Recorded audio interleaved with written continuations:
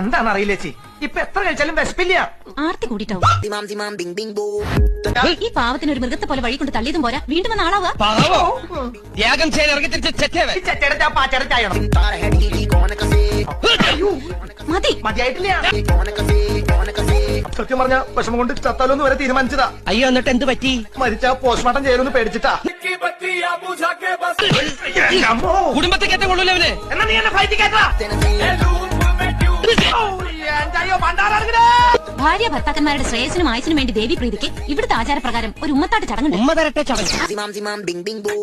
കേട്ടോ, ഒന്നുപോലും ബാക്കി വെക്കരുതേ. തൊലി ബാക്കി വെച്ചോട്ടെ. ഓ, എത്ര ഇടി വെട്ടണം, അതിലൊരെണ്ണം തരില്ല. ഇടിവിട്ട് കഴിച്ച കരിഞ്ഞു പോകും.